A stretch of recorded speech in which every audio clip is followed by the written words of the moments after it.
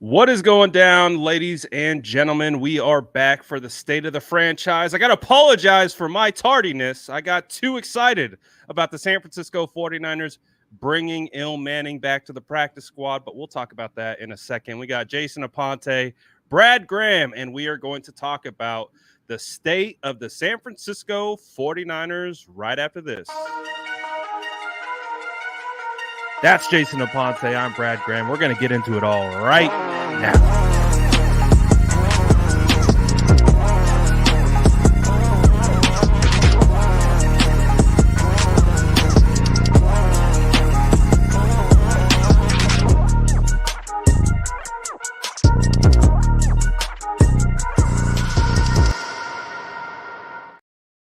Jason Aponte, thank you for your patience waiting for me as, I'm running around here trying to get videos out and all that kind of stuff. But what are the vibes, Jason, for the 4-0 49ers? How are you feeling today? Great. I mean, Dallas week is a week where, analysis is going to be there, but this feels personal. I feel like this is the week to just, kind of talk that talk. And a quick story, on Monday, I went to a local place to get some lunch, and I'm wearing a 49er shirt and a 49er hat. And a guy walks in. And you're in New Jersey, right? Mm-hmm, in New Jersey, yeah. And a guy walks in with a Dallas Cowboys hat and shirt. And it's kind of one of those situations where we're looking at each other. Who's going to say something first? What are we going to say? And I'm just like, you know what? I'm going to let it go. Because I need to be the bigger person. And you know me, I'm known to pop off at the mouth sometimes. But as he's leaving, he said, not Jason. Yeah, right. As he's leaving, he says, yo, big dog. He was like, you're going down this week. And I was like, you need this. I was like, you need this. I was like, you need it. I was like, you really need to beat us because you've lost twice in the playoffs. We beat a team that you lost to. I was like, you need this more than we need this. So, and he was just like, well, I change it if we eliminated you in the playoffs. And I said, listen, if I knew that the 49ers were going to lose to the Dallas Cowboys, but beat them in the playoffs, I would exactly do the same exact thing. But I was like, you can tell that the Dallas Cowboy fans that I know in this area, they're kind of on edge, and you can feel the energy through their own team where it's kind of just like the boogeyman is around the corner and it's just they have to slay the beast. So they're feeling it right now. And I love this position with the 49ers being the team that's like the big bad boogeyman because I remember a time in the 90s when it wasn't like that for the 49ers. Yeah, man, it's always exciting when Cowboys week rolls around. And to your point, it's like the 49ers have knocked the Dallas Cowboys out of the playoffs 2 consecutive years in a row when they thought they've had the roster to go all the way. And last year, when the 49ers knocked them out, you've got fans, doing what they do, punching their TV screens, burning Dak Prescott jerseys. When Dak Prescott is asked about the game last week, he like instant eyes glaze over and he's like, it's like it took him right back. And he had an instant trauma response, PTSD reaction. And I think that's how the fans are, right? Like, and I think your interaction with that fan, like, kind of exemplifies, like, they are hurt. They've been hurting, they're, and I hate to make the comparison, but we're both 2 storied franchises that haven't won a ring in a while, right? Mm-hmm. We've been a lot closer than they have, and we've also knocked them out. But it's like we're both scratching and clawing. But the San Francisco 49ers have had the upper leg on the Dallas Cowboys the last couple of years. So it feels pretty good, doesn't it? Yeah, and I killed them with kindness. And I said, hey, enjoy the game Sunday. Like that's all I had to say. Like, enjoy the game, But I'll get to it because it's Wednesday. We always have this show in the middle of the week. So it's half a review of the Arizona Cardinal game, which I'll be honest with you, Brad, I was done with that Cardinals game after my post-game show. Like, I was like, I don't want to discuss the Arizona Cardinals anymore. I don't care. Let's focus because of what's in front of us. But we still have to do what we have to do and talk about the game as well, too, because there are certain things that need to be discussed. And I feel like there's an overarching discussion. And I think the biggest thing that I took away from that game was that for the first time in a long time that I can remember, the San Francisco 49ers offense is ahead of the defense. And that's not to say the defense is playing bad, but the 49ers offense is right now cooking at a level that the defense can afford to slip up. And that's something the 49ers haven't been able to say for a long time. So I think that's the most exciting part for me, is being able to know that, like, hey, if we get down in the fourth quarter and maybe in a game where finally somebody takes the lead on the 49ers, whenever that is, I don't know when that'll be. But let's say you're down 10 and you go into the fourth, you still feel like your offense can get you out of it.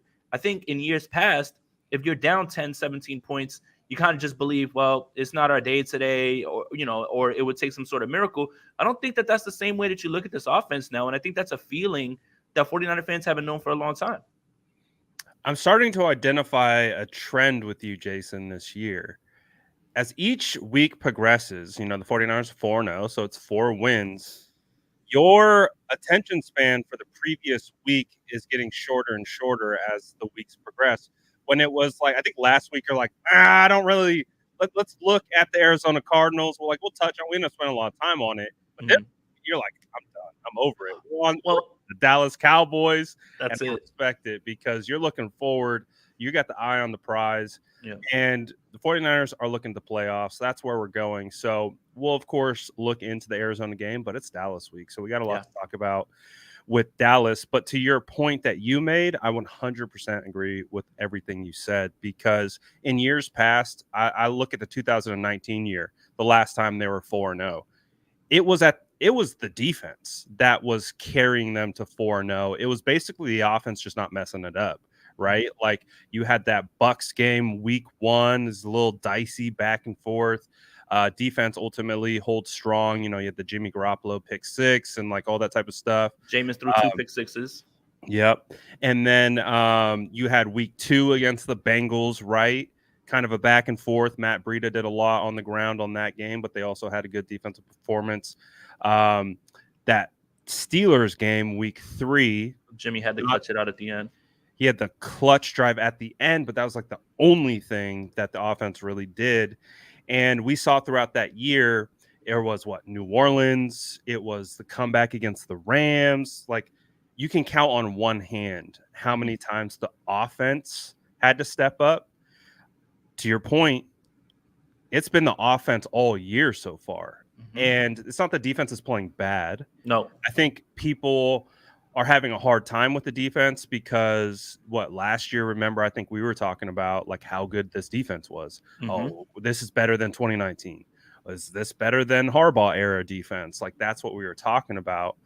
And so I think it's just a shift, right? The offense with Brock Purdy right now, CMC, Aiyuk, Kittle, Debo, is just being executed at such a high level. And it's a bit of a change, right?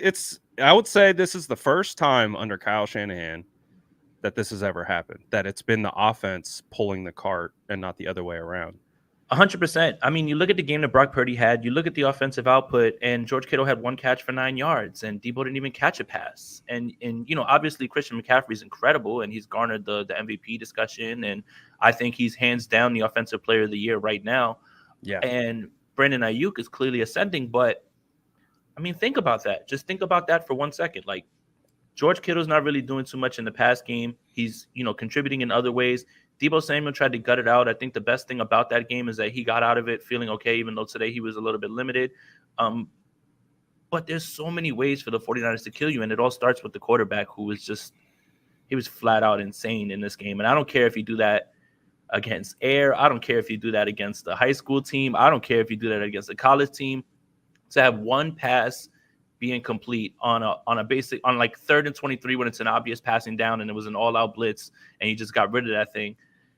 And you got pressure from the left side, right, and he just got rid of the ball. Like, Brad, I've seen Alex Smith go 18 for 19 on largely like 4 yards in front of the line. Checkdowns, quick throws. Yeah. Brock Purdy wasn't doing that. Brock Purdy throws a dot in between 2 defenders to Brandon Aiyuk. He's hitting him on a over route. Like, Purdy wasn't just checking it down and just taking screen passes, and that's how he's running up his completion percentage. I've seen that story before with like Sam Bradford. Sam Bradford won the completion percentage award, and he was throwing largely 5-yard passes. Not to say that's not easy, but like, just it's different kind of style. So like again, man, you can't help but be impressed with this young man again. Another week like this. And then Kyle Shanahan channels his inner Rich Madrid today and says, well, anybody who thinks it's the system, watch the damn tape. I can't believe it. That's Rich's line, man. What are you doing? You love it. I do. When Love to Kyle see it. Shanahan, Rich Madrid, those worlds meet, that's synergy right there. But it's super true. Like, and so let me just, you pretty much said it, but let me just ask you point blank: is Brock Purdy the real deal, or is he Fugazi? He's certainly playing like it. And I don't know what you could see from his game that would make you believe that it can't continue. This is the NFL. There's going to be games where guys struggle. I don't expect Brock Purdy to be 20 for 21 every single week. It's just not how the game goes, especially when you face heightened competition. But there's nothing to assume unless this is something you want to happen in terms of like, oh, his game's just going to fall off a cliff. I don't see how that could be. There's not really much there to be concerned with that you can say is like a doomsday scenario. Now, if you want Brock Purdy to fail like that, then you're probably like, well, watch when he plays a good team and watch when he play. Okay, whatever, fine. You know, like let's even play devil's advocate to that argument. Well, you know, he hasn't really faced like a very good defense, but he's doing exactly what he's supposed to do against these defenses that you don't think are that good. I don't see how that's a bad thing. Because if Brock Purdy went out there and he, you know, went like what, 11 for 21 and the 49ers win, you know, by 3, everybody would say, oh, wow, look what he did against Arizona. But when he lights Arizona up, it's, oh, well, it's just Arizona. If you're taking care of business against the competition that's in front of you, then there's no argument against that. Now, if you're trying to predict some sort of fall off, I don't know what you would be looking at or what your data point would be. I would love to hear the argument, but I don't see anything that would really say that something is going to happen or he can fall off a cliff. Anything can happen, but this isn't in the likelihood of probabilities, in my opinion. I think too, when we look across the league, and it's natural, like human nature to compare, right? So I do it unintentionally comparing Brock to Jimmy just because I'm a visual person and that's how I compute things sometimes. But it's like if you look across the league, like Patrick Mahomes didn't have a phenomenal night. You know, Josh Allen had a slow start to the year and he's picked it up as of late. Boy, has he. Justin Fields? Threw I think we need you to apologize more often. I think we all need to apologize. No, but the point is, you look across the league at the NFL right now, quarterbacks are there. Joe Burrow's struggling. Like they're trying to find their footing, and that's to be expected in the first 4 weeks. I call the first 4 weeks preseason for the starters. And when they head into this week 5, week 6, that's when you start to fine tune and you start to really understand who these offenses are. And we're going to start to see teams start to ascend. And those are the teams that we're likely going to see in the playoffs. So, but when you look across the league, like Brock isn't playing at that much different of a level than all the guys that you would consider elite quarterbacks. Now, we're not calling Brock elite. We're just saying if we have to really take the jersey away, take the name off the back, and just compare play, you could swap these guys and see how they would have similar success in different similar areas. So for me, watching Brock kind of struggle against the Giants, I was thinking about this the other day. Prime time, Thursday night football, first prime time game since the NFC Championship game, kind of back in the spotlight, all of America watching, you know, a lot of high stakes. Maybe, you know, you can feel that, right? These players are human. They feel those butterflies. They feel, and he started out a little jittery, kind of 2 throws that could have been intercepted. But as the game progressed, calmed down and started dealing. Well, that was against a blitz rate of 85%, right? And we talked about that ad nauseum. Yep. Well, now the flip side of that, he plays against the Arizona Cardinals. I think the blitz rate was somewhere around 15 to 17%. So it was a complete shift. And he looked as comfortable as I've seen a San Francisco 49ers quarterback play from in the pocket in a long, long time. I mean, that 7-step drop from under center, uncorking it, basically leading him away from the cornerback based on the leverage of the Oh no, Brad, cornerback. it was underthrown. So I wasn't watching the broadcast, but I've heard people say that I think it was Sanchez who was It was doing it. Mark Sanchez. Yeah. I wasn't watching it, so I didn't know. But he said he underthrew it. Yeah, he said it was underthrown. I was just like, yeah, you would know about underthrown, but you wouldn't know about where the ball was supposed to go, unfortunately. And I don't think Mark Sanchez is as bad as everybody, says and rips on him, but I rolled my eyes at that one.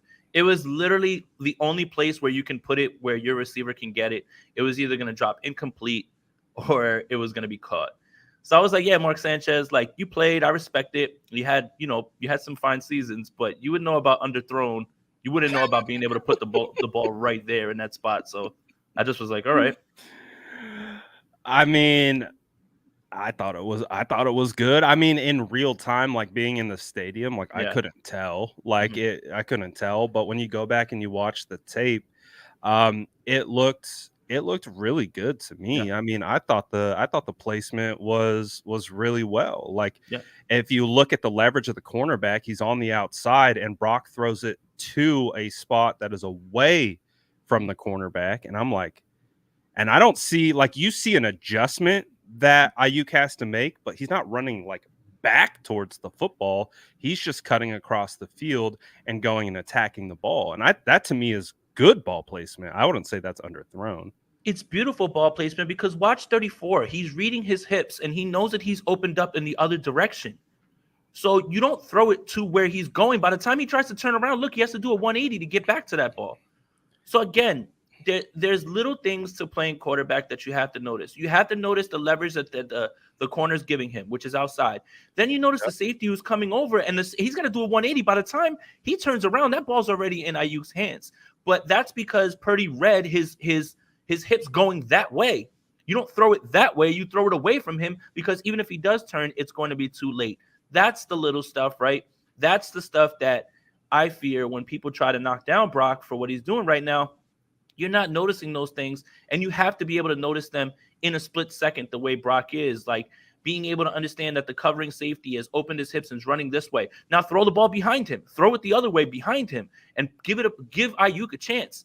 Those are the things that you can't well, I guess you can teach it, but I think that feels like Brock knew exactly what he wanted to do with the leverage, and he knew where he needed to throw the ball. It's an absolute dot. It was so impressive to just look on the Next Gen Stats video that I posted, which they post all of the highlights. It was beautiful to see where the ball was placed, and they give you the graphic of where the safety and the corner is, man. Just again, what else can we say about the kid? Regardless of whatever the notion is, I wouldn't argue with anybody who doesn't say he's top 10. I think to your point a little bit with quarterbacks is you've got your elite tier, right? And that tier is like dwindling week to week. But then everything after that is all interchangeable, certain weeks, right? Like 1 week Goff could be 10 because of how he looked. 1 week Cousins could be 10 because of how he looked. And it just moves up and down. So however you want to rank the quarterbacks, I think it is based on what you like about the quarterback and what you look for from quarterback play. But there's no wrong answer. Now, seeing today that he was ranked by somebody, I think 25th, that's absolutely baffling. And I will say this. I will say this about Steven Ruiz. I think he's very smart. I think he understands scheme. I would like to know, like, a little bit more in depth what it is about Purdy that knocks him down so much in his eyes.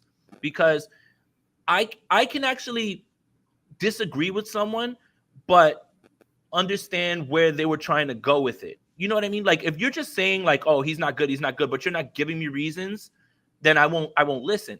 But if Steven Ruiz can tell me, like, listen, I'm knocking him down because the playmaker is this, that, whatever. Okay. Maybe I can see the argument, but I don't have to agree with it. He held the ball too long.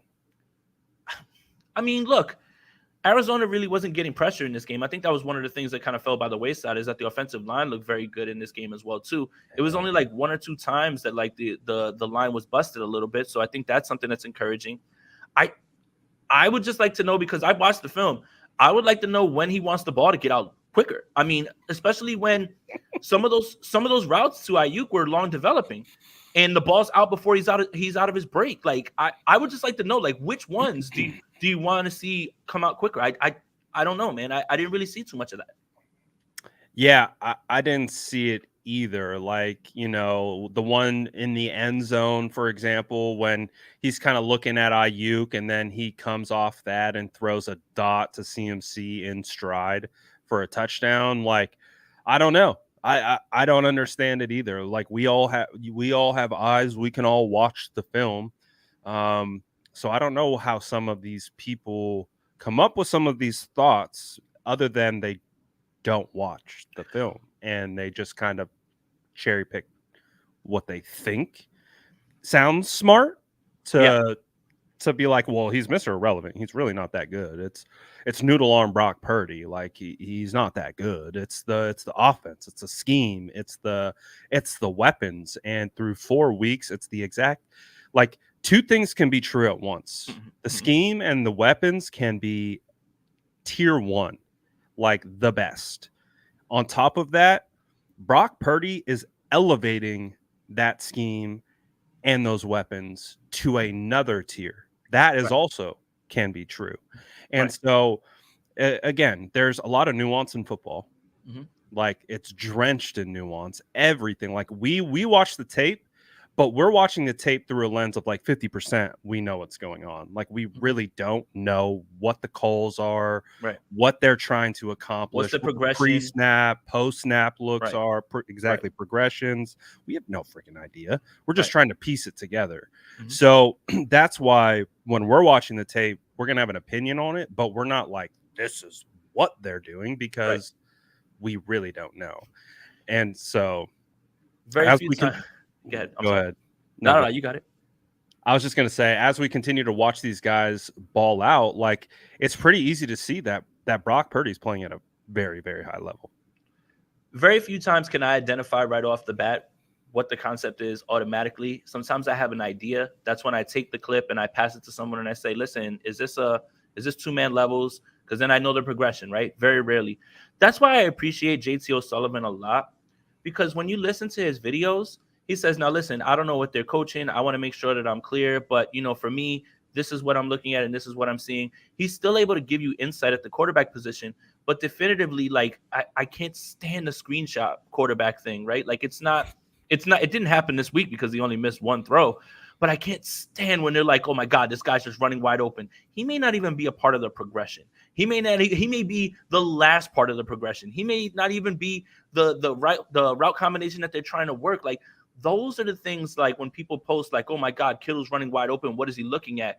Well, did they tell you that maybe they're running it to the left and everything is 1, 2, and then your check down? It's not always 1, 2, 3, 4. Like, it's you'll never have enough time to get across the field like that in 3 seconds. So that's why I appreciate JT, right? Like, he has great insight, but he always tells you, I'm not certain and I could be wrong. Like, those are the best ways that you should go and evaluate. It's just when people screenshot and they're like, oh my God, this guy's wide open. Why didn't he throw the ball? It's like, come on, man. Like, you better have a really good grasp on what was supposed to happen here, where the ball was supposed to go, before you, like, do that for engagement.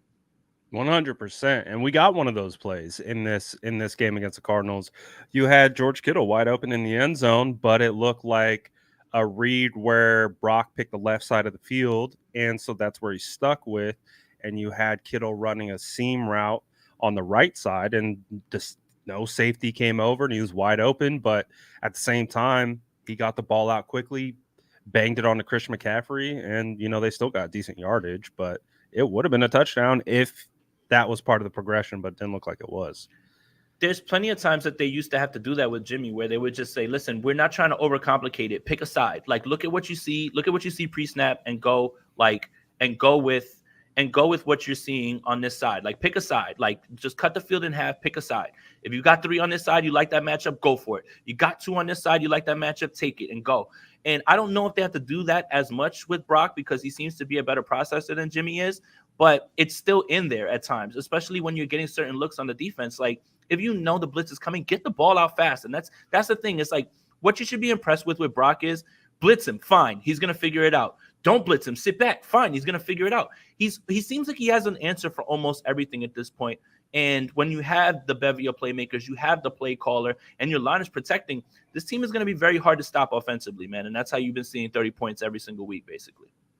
Yeah, and I'm really excited because, again, to that point, it's like I'm not seeing anything where a defense is going to – I said this kind of when I was doing my film breakdown. It feels like Brock and Kyle are a perfect match because Brock – we know Kyle, right? He's trying to take advantage of the defense's weaknesses. He understands what they're keying on. And so he uses that information to attack their weakness. So he's going to make something look a certain way pre-snap. That's why we see all the pre-snap motion. He wants to get these linebackers and safeties shifting one way. And then the whole idea is to get them a gap and a half over so that he can run off the backside. And that puts his blockers in a favorable leverage and position to make the play, make the block, and do what they need to do. Well, in the same thought process of progressions and things like that, feels like Brock has the same mind. He understands pre and post what the defense is trying to do to him and how he wants to take advantage of it. That's why, like when you said, he's blitz proof. Okay, blitz him a million times. He's going to be able to throw.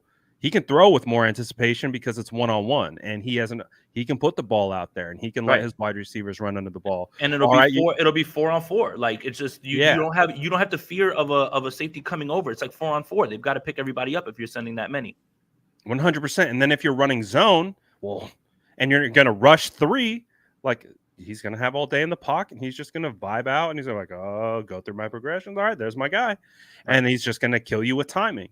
And so it's like, right now, as we've seen it through 4 games, I don't buy, we're going to come across a defense, and maybe it's the Dallas Cowboys, right? They got Micah Parsons. Mm-hmm. They've got Lawrence. They've got some good pieces, right? Yep. They've got the young defensive tackle, Mozzie Smith, I think it is. No, their defensive line is stacked, man. And Micah Parsons is hooping. Exactly. And so it's a big test for this offense. It's a big test for Kyle to scheme his offense in a way where they aren't in 5 to 7 step drops where Micah Parsons is, licking his chops because he's like, I get to rush the quarterback, free range, and we'll let the other guys do whatever. And so it's going to be a big, big situation for that. But outside of like zone press, man, bracketed coverages, like different looks pre and post snap, I don't see anything that is going to stop Brock. Like I that's kind of where I'm at with him from a processing standpoint, is where you see defensive coordinators put quarterbacks in pretzels because they can't see the field. Like Pickett, when the 49ers defense was playing him, he just felt overwhelmed with what he was seeing, and he couldn't process it. Yeah. Brock is the opposite. He's like, I see it all. I know where I need to go, and if it's not there, I know the answer.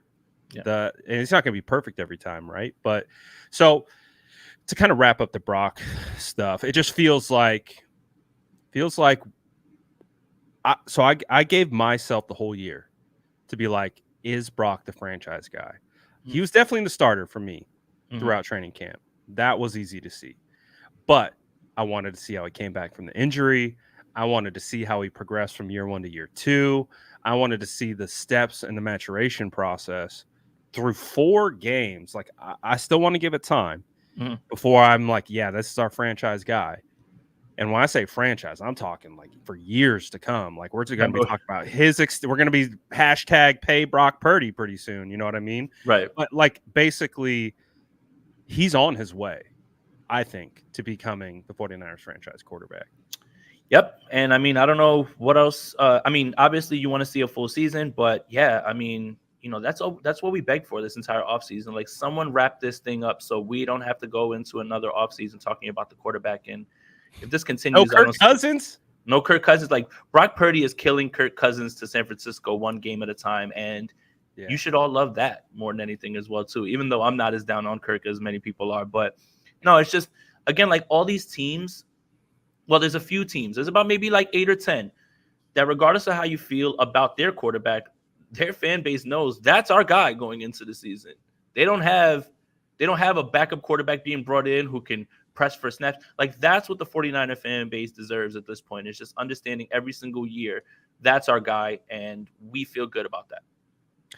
All right, let's do this one quickly because I don't have a great answer for this one. G-Co says, win or lose Super Bowl 57, how much is Purdy's contract worth? I think that's going to be dependent on who signs their contract right before him. Right. And that's kind of just where it is, like with all positional players. You know, you look at who got signed before you. I'm sure Micah Parsons is looking at Nick Bosa's deal and saying, yeah, I want that and more. And every time, and everybody who sees that, it'll depend on who's next to get signed, right? From there, right? Like, or from his draft class. And then you compare their numbers. So it's hard to put a number on it, especially with the cap going up, especially with, you know, with how they have to pay other people as well too. It's hard to like nail down a number, especially when you have to wait for someone to sign. The market continues to reset itself when another player signs. So when Trent Williams signs, you know, a deal right after, who was it? I think it was Bakhtiari. He was like, hey, I just want a little bit more. He's the highest paid. Then the next guy who's going to sign is the highest paid, and so on and so forth. So it's going to come down to what happens before, and then what it's going to take to get that done and how much more Brock wants. He'll be paid as top 10 if he continues this level of success, and if they go to a Super Bowl, he's going to be paid as a top 10 quarterback like that. So it'll be interesting to see what ultimately comes about that. But I mean, we've spent all this time talking about Brock, and obviously, you know, he's the hot ticket right now. But there's another hot ticket in town on that offensive side of the football. There's a couple actually. Christian McCaffrey. We're basically just going to have to change the NFC Offensive Player of the Week award to the Christian McCaffrey award. Because he's won it now 3 out of the first 4 weeks. He was the NFC Offensive Player of the Month, or did he only win it twice? He only won it twice. Yeah, no, he's only won it twice in his career. Okay. Brandon Aiyuk won it. No, I was talking about NFC Player of the Week. Yeah. I don't think I think today was his second ever. It's a second? Yeah, what he wins every week NFC is FedEx. Of the week? Yeah, I believe so, if I'm not mistaken.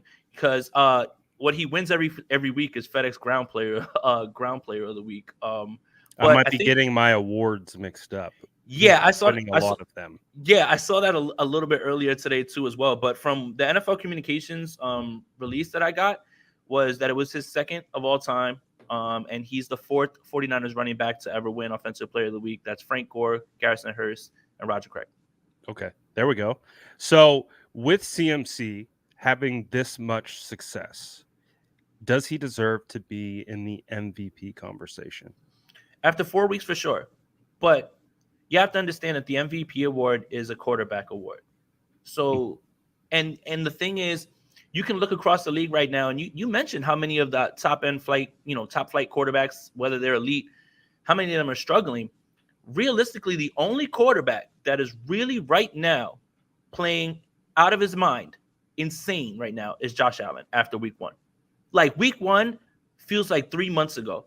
The next 3 weeks, Josh Allen has been incredible. And I think you have to attribute that a lot to the fact that the Buffalo Bills now have a running game for the first time. James Cook, Latavius Murray, Damian Harris, they're running the football. And he's playing so efficiently, especially from under center. His numbers are sparkling. And it's not to say that Christian McCaffrey doesn't deserve the consideration. It's just, if Josh Allen continues to play like this, he's going to run away with this thing. Now, what I don't think is a discussion right now at all is that Christian McCaffrey is going to win Offensive Player of the Year. And I had Justin Jefferson winning Offensive Player of the Year because I just thought that he was going to get force-fed a bunch of targets. By the way, Justin Jefferson has been very good this year, but I don't think you can argue about Christian McCaffrey Offensive Player of the Year. I think if this continues, that's done deal. And I think he may be one of the unanimous Offensive Players of the Year. But that's why the MVP feels like a quarterback award. Offensive Player of the Year feels like for everybody else. But he would have to do something historic, like break the rushing record, break the touchdown record, and have 1,000 yards receiving to be the first non-quarterback to win since Adrian Peterson. I believe Adrian Peterson was the last non-quarterback to win the MVP. 2012, I believe. And what did he do that year? He rushed for over like 2,000 yards. Yeah.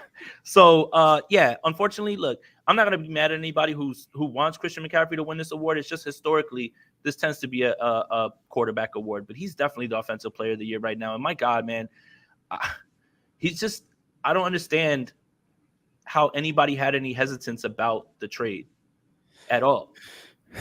It's just C-, CMC-. Well, I mean, forget the ESPN one. I mean, it was even 49ers fans. Because what I did was I remember the day or the night that I was sitting here and the news came out that Christian McCaffrey was traded. I went right to the live stream. Yeah. And I legit was arguing with people in the comments about, like, I can't believe that they traded all that for a running back and this isn't going to move the needle. Dude, they like haven't lost a game in every game that he started in the regular season. And every single quarterback that played, even Jimmy Garoppolo saw a lift in offense. Where are you at now? Like, what happened to those takes before? And it's just like you're watching him right now shift everything. And it's not even just the fact that when the ball's in his hands, he's dynamic and can't be brought down, but it's just the gravity and attention that he has on the field. Like, you have to pay attention to him because you are ultra flexible and can do whatever you want. It's opening things up for everybody else. All of this stuff is the reason that Christian McCaffrey is Offensive Player of the Year. But hey, if you guys want to start rioting and try to make him MVP, I'll grab a torch and I'll join you guys. I just think historically we're fighting against history, being that the MVP seems to be a quarterback award.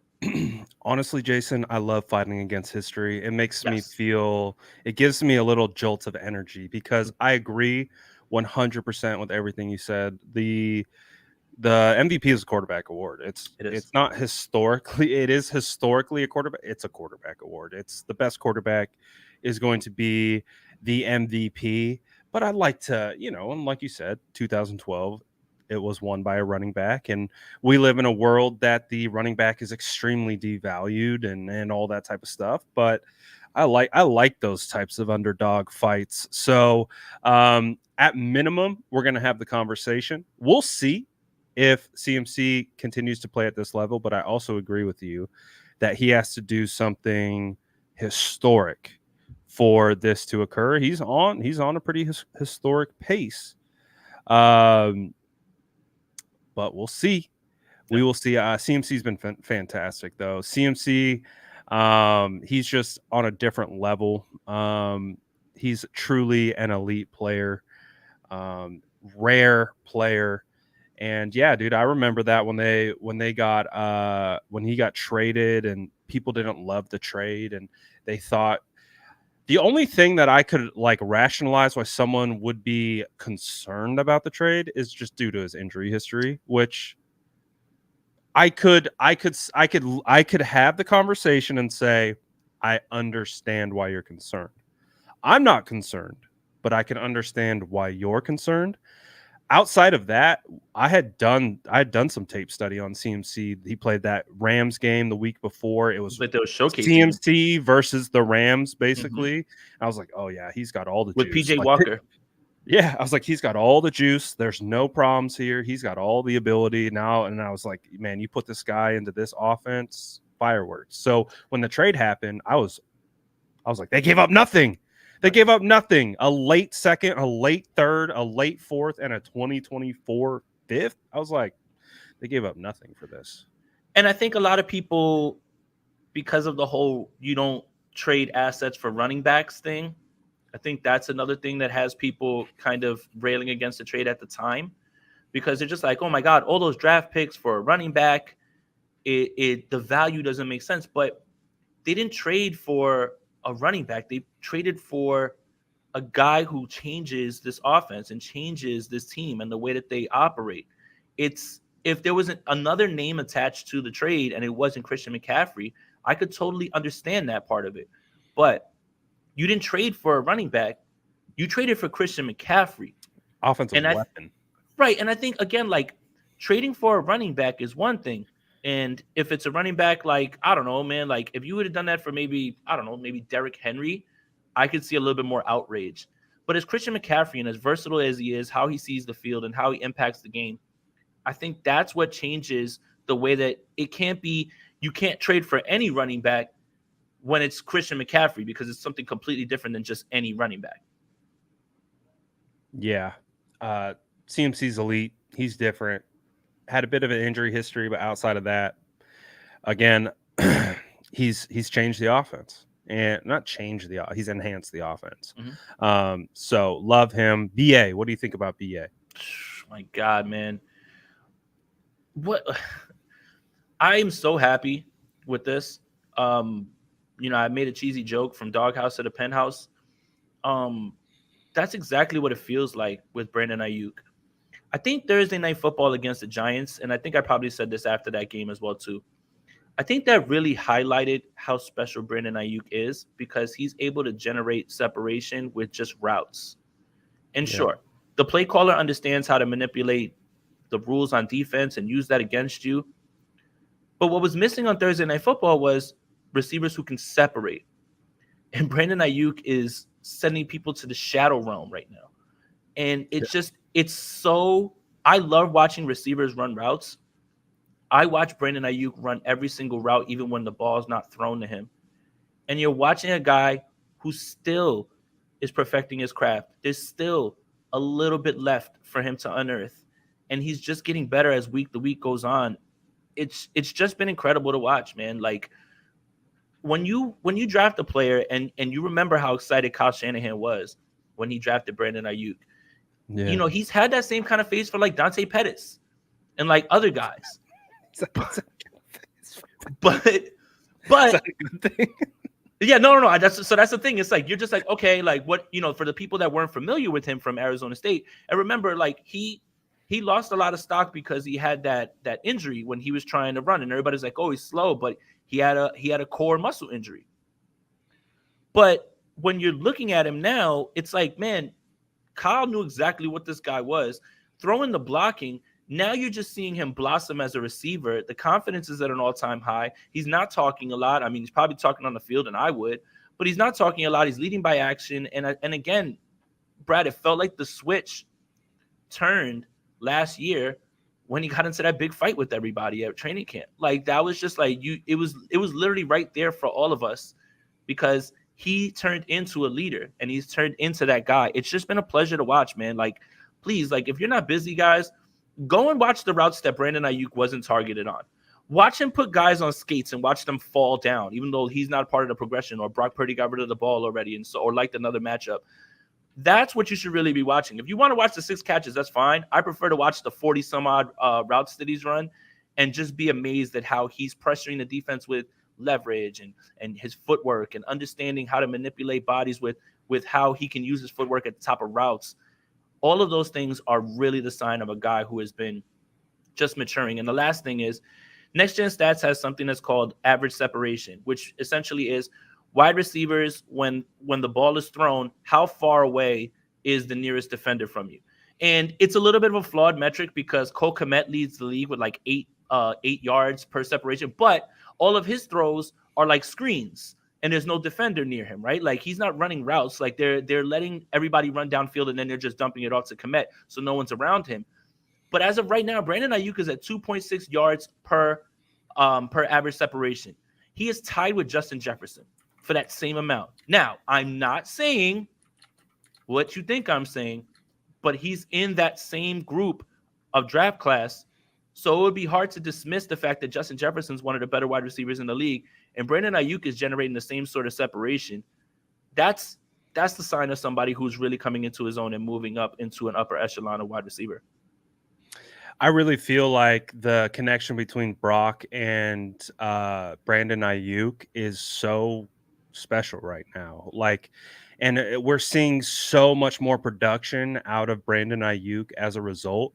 I made a tweet about this, which I'm sure you probably have seen, where people were coming at me because they felt like I was discrediting Aiyuk. And in fact, it was the opposite.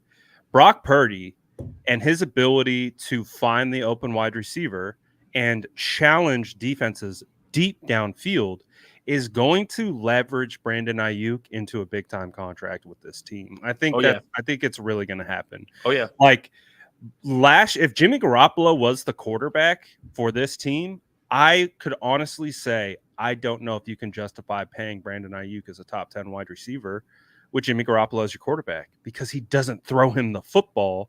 And if that's the case, like I love BA. I know we both know how talented he is, and we both know how good he can be. And we probably both have him. We've both been high on BA for years now, right? So we've always had him at this upper echelon potential, but he just wouldn't get the targets. He wouldn't get the looks with Jimmy. Brock is giving him the looks plus some. He's giving him back shoulder 50-50 balls. He is giving him the deep ball downfield. He is giving him the deep overs. Like he's looking for BA. Yeah. And because of that, I think the 49ers are going to look at this and be like, we can't let BA go. Mm-mm. How can we let BA go? Mm-hmm. Even if we have to pay him as a top 5 wide receiver, which he's worthy of, right? How do we let him go? How do you let this guy walk out the door and go sign somewhere else? And when you know Brock Purdy needs a legitimate number 1 wide receiver, so he's here. We got him. He's homegrown. He does everything we want. He blocks edges. He blocks 20 yards downfield, and he can beat you deep. And he runs routes like a madman. Pay him. Yeah. And I think a big part of that is because of him and Brock's connection, and Brock is going to look for him. So pay Brandon Aiyuk. You have to. You have to at this point. I don't see how you can't.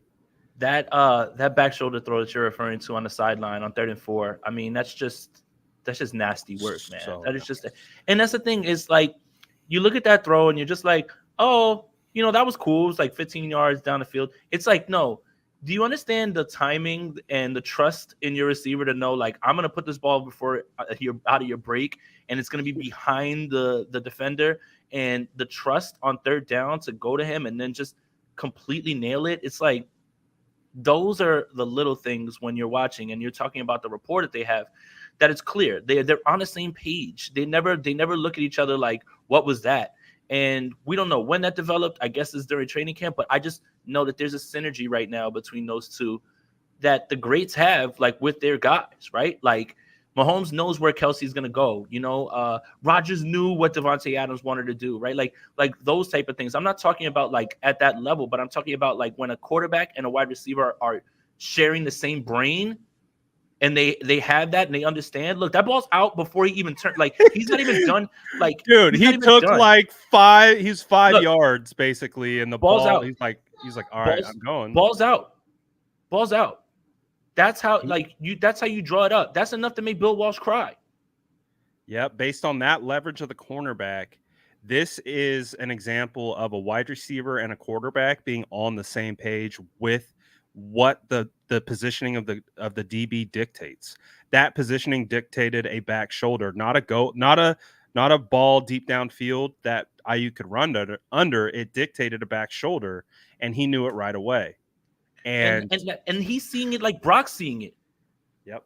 Like, they're both noticing that. The both of them are noticing that. And that's the thing. It's like, to have the confidence to throw that, like a comeback on the back shoulder, and it's just, all right, he sees what I see. He sees the leverage. He knows that I got to get this ball out before the defender can turn his head.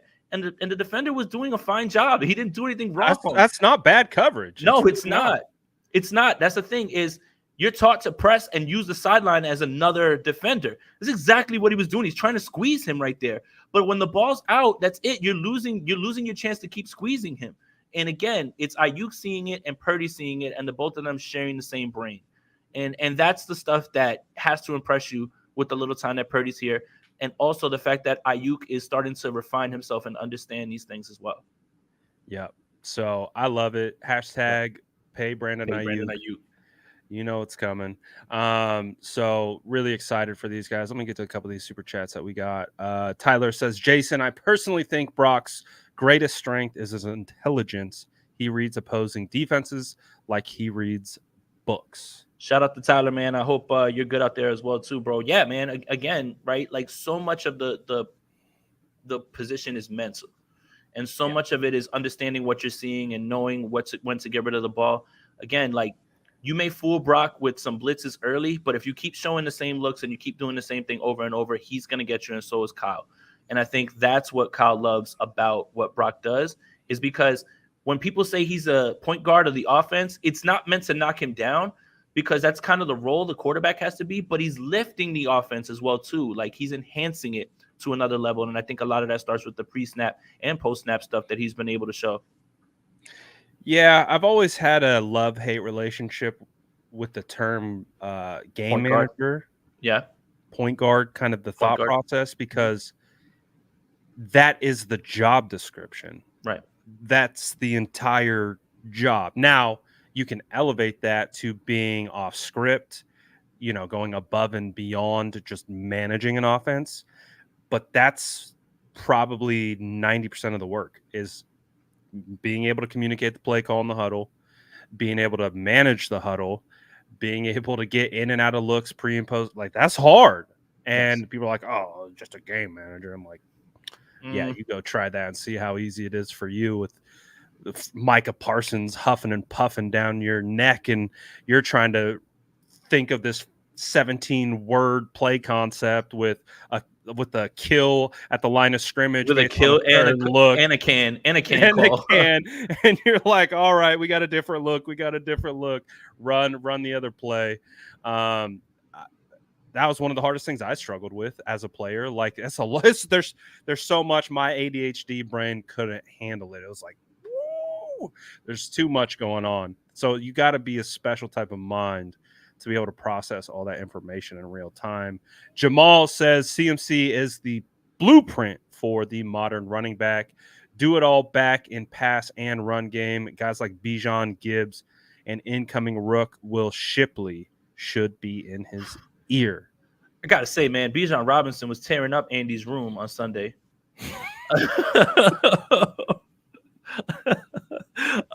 Honestly, how cool was that Toy Story game, dude? That was really cool. I don't really care about the glitches. I was like, you guys got to go look at this. Look, I don't care about the glitches. What do you want to watch Atlanta and Jacksonville play football for real? Like, that's probably just as bad as watching it in Andy's room, like, when it's glitching. But I think it was so cool, like, with that. But Bijan is special, man. That guy is like shaking people out of his shoes. But yeah, absolutely, right. And I think that's kind of the point that I was making about, well, you can't trade for a running back. Well, you didn't trade for just a plotter, like, not a plotter, but just a downhill guy like Derrick Henry. You traded for this weapon like this. So, like, the whole idea of, like, you don't trade for running backs might be true, but when it's somebody like Christian McCaffrey, I think you have to amend that argument to correlate it to the player. And I don't think people did that. They just said, oh, running back, you can't do that. But it's not just a running back, it's Christian McCaffrey. Yeah. It's Christian McCaffrey. That's all you got to say. It's Christian McCaffrey. That's but I do like the comment. Bijan, Gibbs looks like he has a lot of potential. He does. Obviously he's getting vultured by Monty. He's getting DeAndre Swifted is what he's getting. Like, what is going on? Swift's balling too, man. Well, there you go, man. I mean, but look, he gets over to Philly and he gets his shot. But they did the same thing to DeAndre Swift, where we were sitting there like, dude, can you play this guy a little bit more? I mean, I don't know. Look, it's hard to argue with what the Lions are doing because they're winning football games. Yeah. And their offense just added Jameson Williams. Dear God, man. And Sam Laporta's real deal. So it's hard to already argue. Got Amon-Ra and arguably best offensive line in football. And their draft, while we clowned it, we're like, what are you doing, linebacker this early? Like, can you really talk crazy about their draft? All of those guys have kind of hit. Like, the Lions are doing things the right way. Shout out to Don Burr, man. Yeah, hell yeah. Shout out to Don Burr, man. We love it. Detroit's looking good.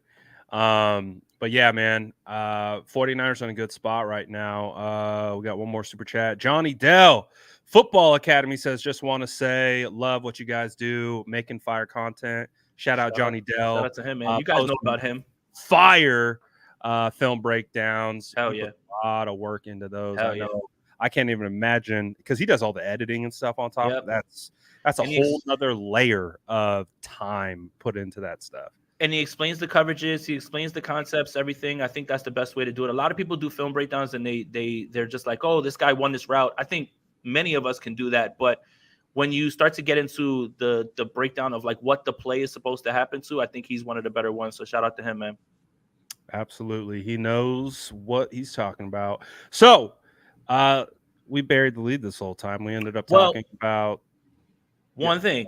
Go for it. Right, because everybody's a little bit worried about the defense and there you go. In particular the secondary. Well, first, the short answer with the defensive line is the sacks are on their way. They're coming. because as long as you keep getting pressures, you're going to find a way to finish. I thought Eric Armstead was really good as well, too. Fred and Greenlaw, okay. The secondary, that's kind of been the discussion, right? A little bit of Ambry Thomas, a little bit of Lenore. And you start to see the conversation lift to, well, why are they playing so off? Why are they doing that? So I went and I dug up some numbers from Steve Wilkes last year with Carolina. Actually, the article should be dropping pretty soon on Niners Nation today. It's a survey about, are you happy with Steve Wilkes through 4 weeks? But I wanted to give you guys some numbers and talk about a little bit about his style, because I think people weren't familiar with his coverage style from Carolina. And it's kind of carried over because that's what he's comfortable with. But there have been tweaks because of the personnel. So I wanted to get into that just real quick, Brad. So yes, I want to too. I totally forgot. Last season, as the DC and the interim head coach in Carolina, the Panthers played zone 64% of the time. That was 5th highest in the NFL with a 45% success rate. That's 12th in the NFL. The defense was in man for 21% of the time, 28th in the NFL, and the split was 79-15 in front of zone. So 79% 15 in front of zone, right? The majority of the zone coverage was MOFC, which is essentially single high safety looks and either cover 1 or cover 3. That was 46% of the time that they ran MOFC, which is single high looks, cover 1, cover 3. Now, it was 39% of MOFO, which is 2 high safety looks and cover 2 and sometimes quarters. That ranked 18th and 17th in the NFL, respectively. But last year, Wilkes blitzed 31% of the time, which was 9th best in the league, right? Now, we switch over to this season. It's a 4-game sample size, and clearly we know, and I know you love Brian Burns, clearly we know this 49ers defense is better than the Carolina Panthers defense. Yes. Okay, so this season so far, Wilkes is in zone 67% of the times to 24% in man. The difference is the MOFO coverage and the MOFC numbers.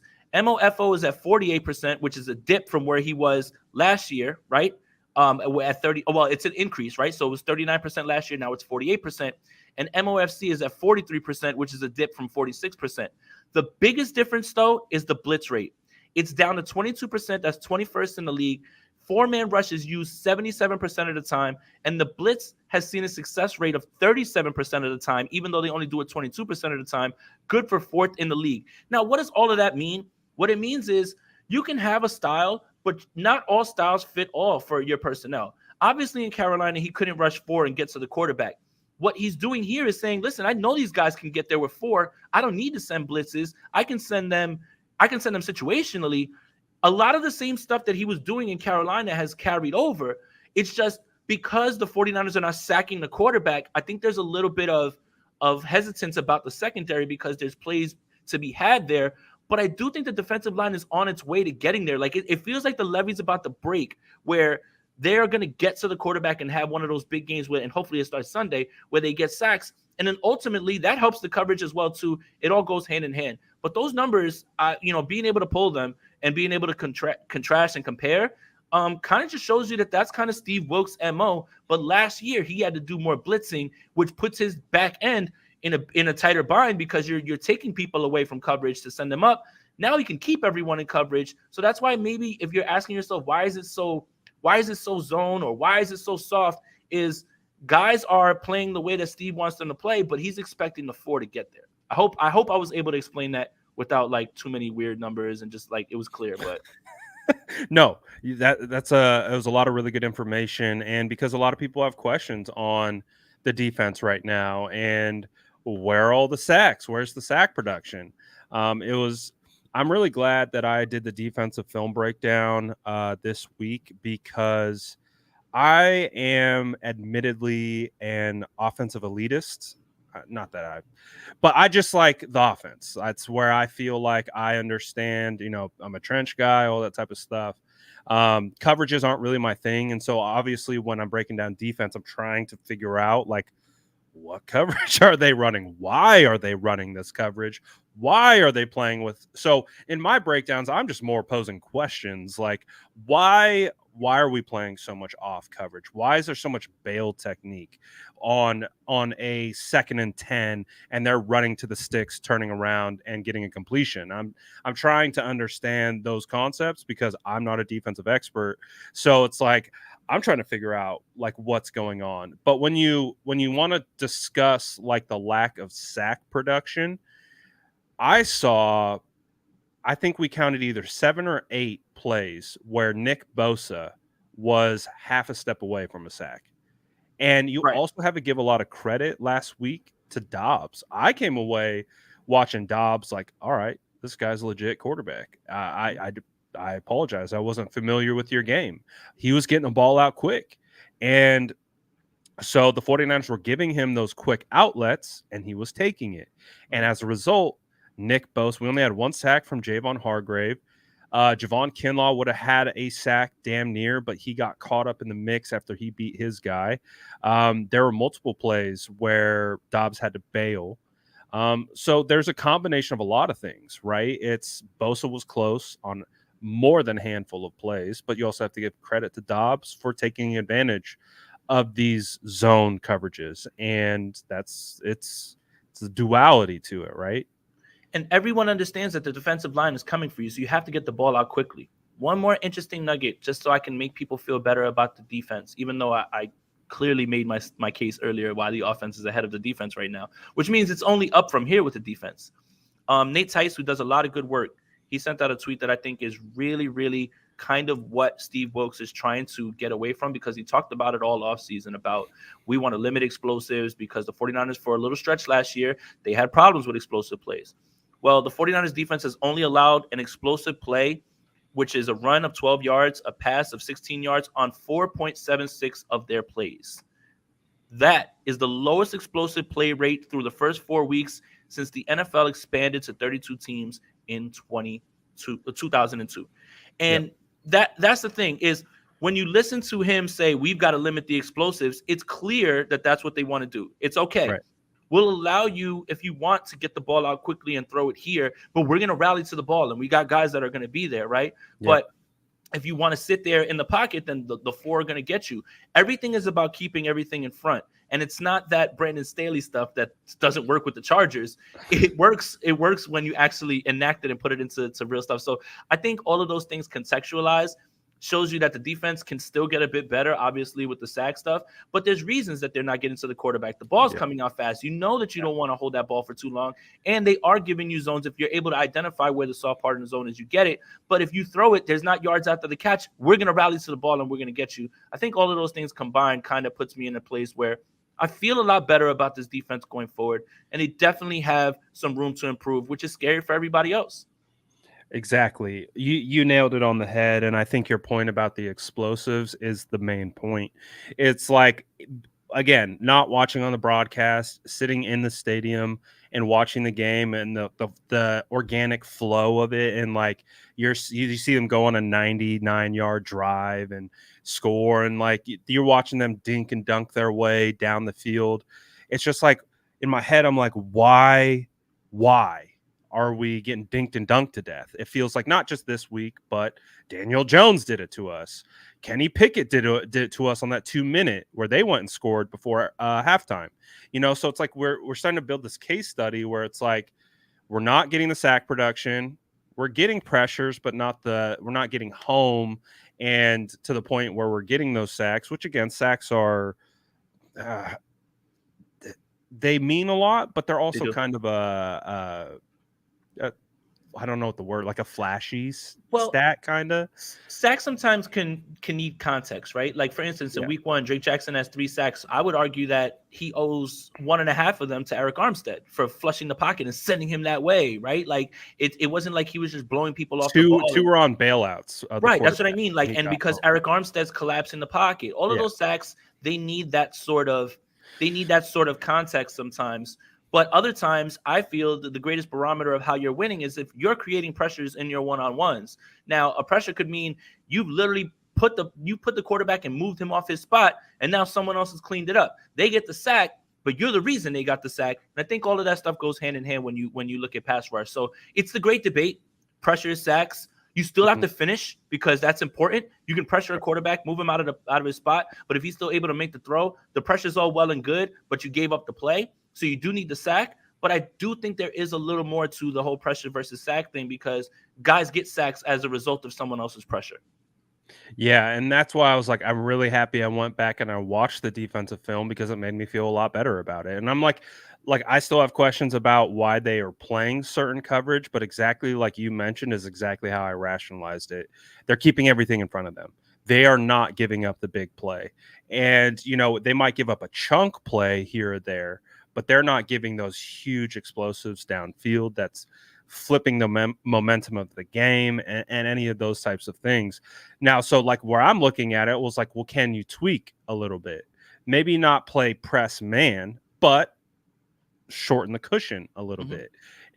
Maybe not play straight bail technique, right? Bail techniques where you flip your hips and you start running the other way with the receiver, kind of more in phase type of, you know, almost like basketball defense. Again, I'm not a cornerback. I don't know what the hell they call their technique. No, that's cool. Yeah, it's bail, and sometimes if he's getting away from you and you're behind him, trail. Basically you're taught to watch the hips and just follow him as he goes. Pocket. Right. And then you have someone over the top. So that's the only way you can really run trail. Because if you're running trail by yourself, like you're going to be in trouble. But if you have someone over the top, you can run trail, stay on that hip, and then you have a guy over the top that can help you as well too. And you just have to make sure that you don't get juked out by arms and head. You know, you've got to be able to look at the you've got to be able to look at the torso and say you can't juke that. That's the part that you can't juke. So that's why, like, when I look at coverage, and like Ambry had a rough day in the office, right? He had one really good rep, but then after that, it was he just gets hit on double moves concerning. Too much. It's the so Wilson hit him with that little stutter, and then he was gone.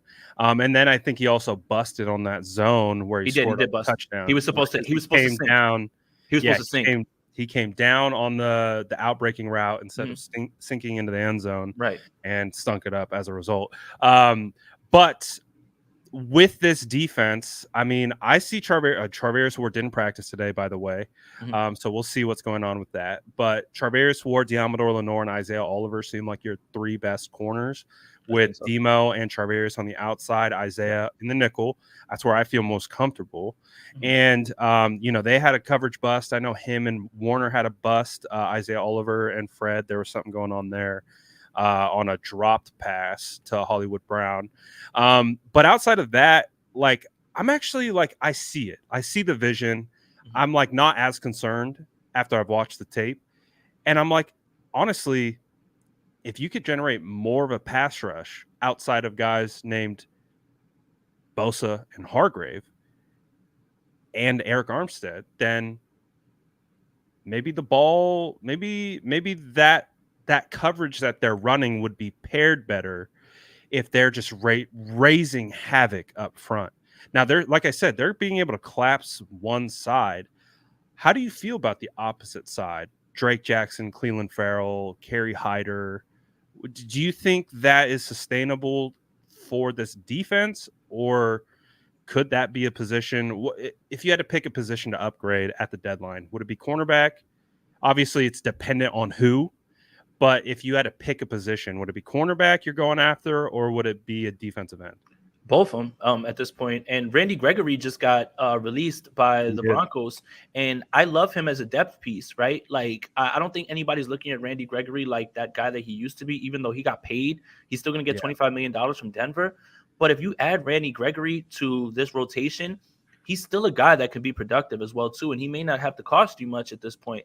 But I would love to see them add another cornerback. I think the 49ers are telling you that they're in the cornerback market. I mean, they worked out Jason Verrett. They brought in Anthony Brown. Like, they're still looking. And again, it's all about the options, right? I think we all look at Patrick Surtain and we're like, please. But it takes two to tango. Does Denver want to get rid of him? And they won. That doesn't help the tank situation. Right. So that's the thing. It's like, what are the options? But I would love to see Randy Gregory come in here and be a rotational guy with the rest of these guys, because Chris Kosura can fix him.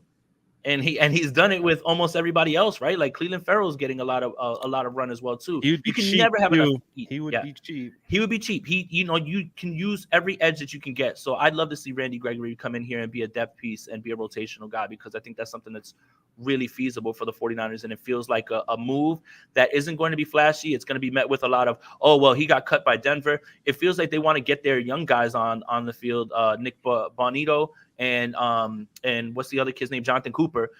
Were the ones that Benito's they were trying their to get out best there. pass rusher. That was Yeah. in preseason. I was So like, they threw him out there. They threw him out there and they swung that Bears game. That's how that it was Bonito and Cooper that was it? I honestly, didn't yes. watch the game, so Yeah. I don't even know. So they want to get their young guys on there. They obviously figure whatever we already gave him as guaranteed money, we can afford to lose him or whatever. And I'm sure Randy Gregory said, listen, I didn't come here to sit, or anything like that. And it's probably a multitude of things.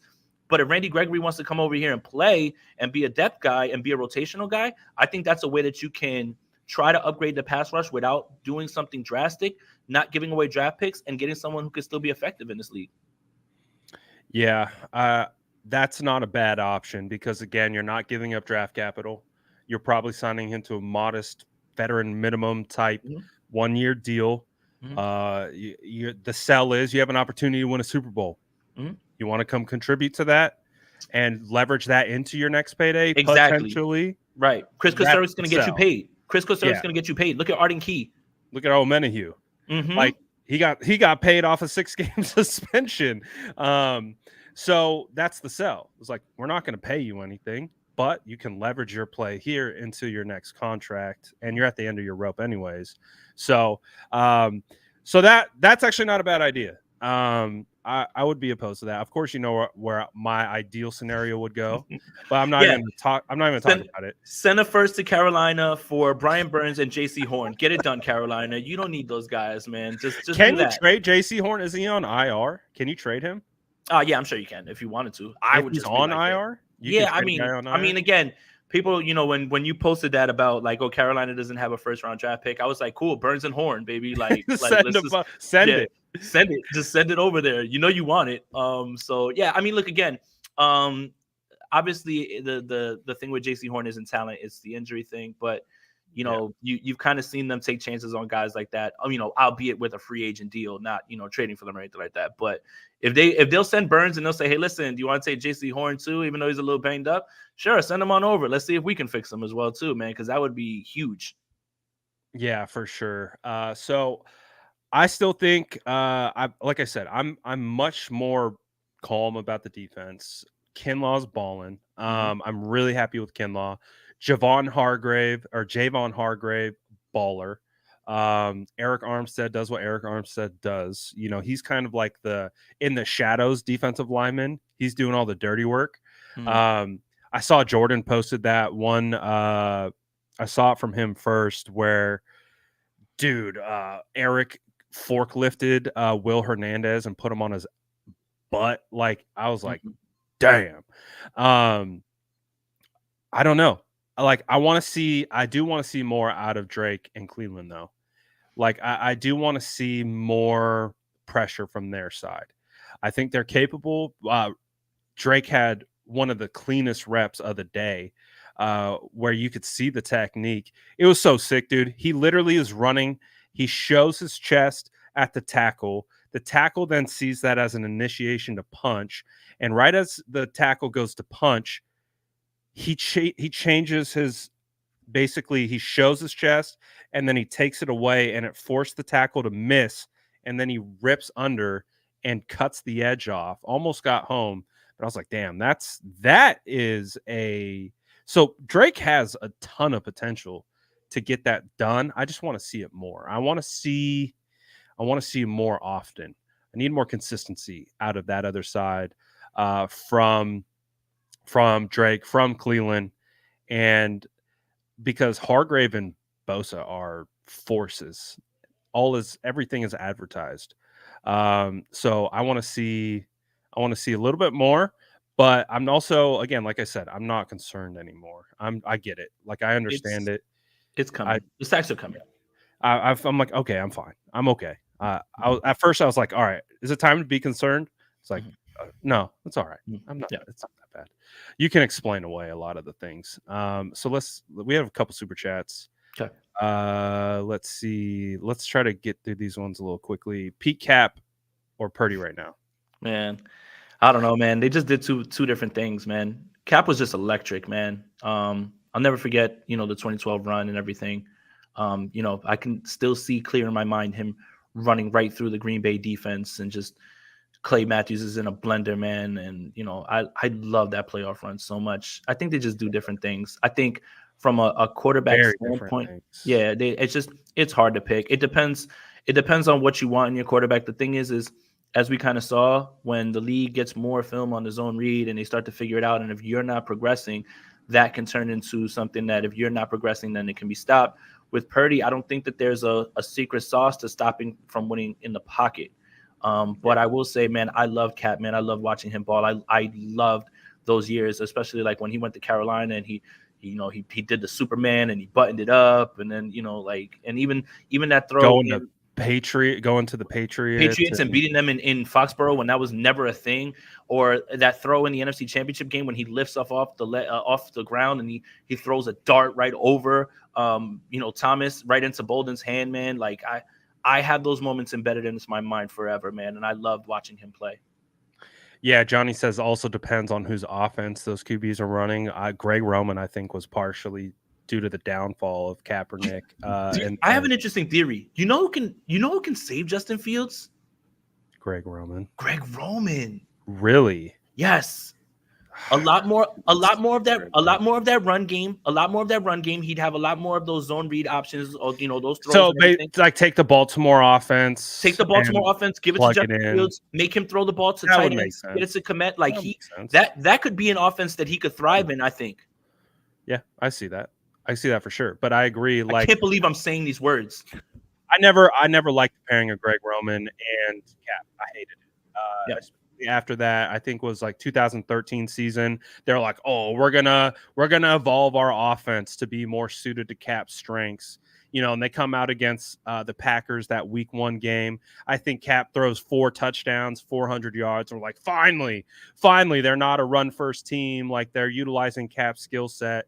Then they go up to Seattle week 2, get their souls snatched, and revert back to the offense. And then he tapered off. He just wasn't that same guy. So I have a lot of beef with Greg Roman. I talk a lot about my beef with Trent Baalke.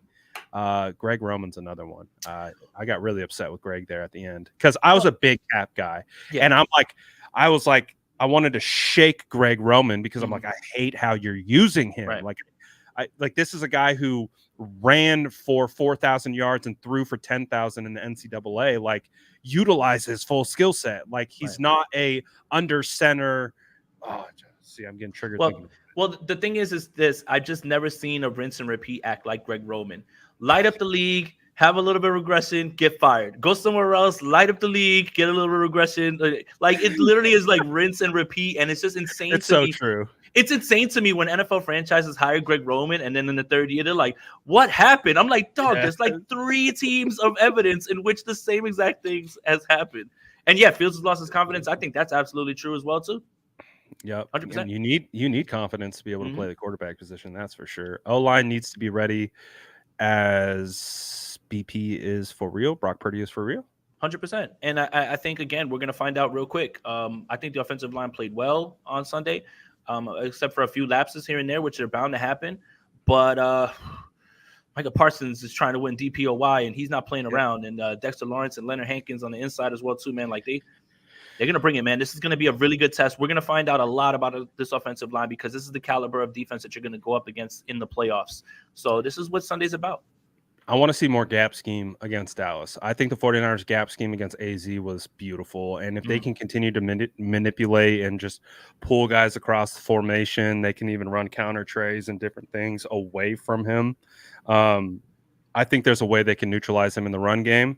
And, of course, the quick passing game is going to neutralize him as neutralize him as well. So a lot of neutralizing Micah is going to be on Kyle Shanahan this week. So that's kind of where I'm looking at it. Justin says, saw Dov ask who was trading for Kyle Pitts because Atlanta is targeting Jonnu Smith more. Jason, is Dov your burner? Are you advocating for the Kyle Pitts trade? Oh, wait, we talked about this last week. Yeah, you have your agenda. I'm starting mine. Get Kyle Pitts out of Atlanta. Okay. And bring him over here. Let's smash people with this 2 tight end look. And yes, it's time. I've been caught. The guy who nobody knows, Doug Cleveland, has been me the entire time. The world-class aggregator. The person that no one has ever seen. We've been waiting to figure out who it's been me the whole time. It's been me the whole time. And you got me. This is how you got me. Do you think they would trade him? Because they'd be trading him at a severely discounted price for what they bought him for. I don't know, man. They don't seem to be smart. I just don't understand how you could look at a guy who is like one of the greatest tight end prospects to ever come out, still has the skills, is running literally wide open. And like, I'm watching in Andy's room and I see a tight end catch the ball. And I'm like, oh my God, Kyle Pitts has like 3 catches in a row. It's Jonnu Smith. Jonnu Smith. Like, I was just like, I don't understand, man. I was just kicking things over because I'm just like, dude, what did Kyle Pitts do? What has he done to deserve this? So I don't know if they were willing to be, because it might not take much, send a 4th and a 5th for Kyle Pitts and just get him off your hands. That'll teach him. Send him to San Francisco and punish him. Like, I think that's the best way to do it. As an honest Falcons fan, I think this is what we need to be doing. So I'm not familiar with Pitts' game outside of his freakish athletic ability. Can he block? Can he be essentially a fullback? Because if he can, bring him over. But Brad, and I get that a lot. I get the pushback a lot because like I joke around about that, and they're like, "Well, he can't block." Explain Dwelly, Ross. Explain him. He doesn't block anyone, man. Don't put him to block. Have him run routes. I don't understand why people have got this in their head. Every tight end has to block. Ross Dwelly blocks no one. And he's still on his roster. Because if you're a tight end 2 in Kyle Shanahan's scheme, you are not getting looked at as any no balls coming your way. Line them up and create mismatches. Why would you try to use this young man in something? Hey, you're not really good at blocking, but I want to see you block. You're a really great receiver, but let's not run you. Like it's literally baffling how people have just got it in their head. Hey, Kyle Shanahan needs a blocker. Explain Dwelly, Ross. Explain that one to me because this man's gonna be a 49er lifer. He's gonna be around longer than Jerry Rice and his team at this rate, man. That's a great argument. I think you won the argument. No, but to be honest, like you're not bringing in Pitts to be a blocker. That's why you got Warner. You got Warner to do that. Right. So if you're getting Pitts, you're bringing him to be effectively a big slot, right? Create mismatches. Almost like the Juwan Jennings role. Right. Create mismatches with linebackers. Put them in hell. See another playmaker like that who's talented like that and see who you can stop. Good luck. 100%. So I like that. I mean, I wouldn't mind that. Bring the more weapons, the better. Oh yeah. We get some back shoulders to Kyle Pitts. I'm sure that would be nice. Get some seam routes against unsuspected safety. I mean, dude, it's all over the tape. You can throw it up. Like you could just throw it up.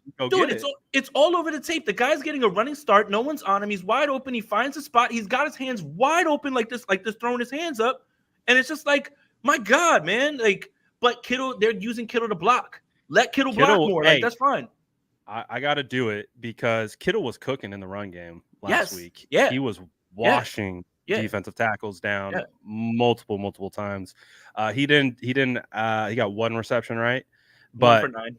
Yeah, he was cooking in the run game. So like I have no problems with that. I'm like, Kyle, and Kittle doesn't either. Keep doing it. I was like, he was a huge reason why they were finding so much success with the gap scheme because they were washing down that side of the defensive line and they were just pulling and trapping right off the back side of him. So I'm like, fine, go for it. Like he was cooking. So Kittle did great. Offensive line. What concerns do you have? Are you concerned at all about this Dallas offense?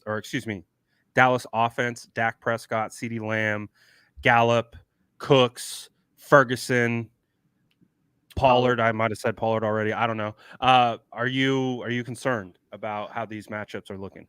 Well, it sounds like Tyron Smith is not going to play in this game, which is good. But But I mean, as of right now, he sounds pretty iffy. Okay. Tyler Smith is a dog though, and Zach Martin, it sounds like he's going to be back on Sunday. So this whole like zone thing is going to be pressed to like the max this week. Like you've got to be able to cover this week.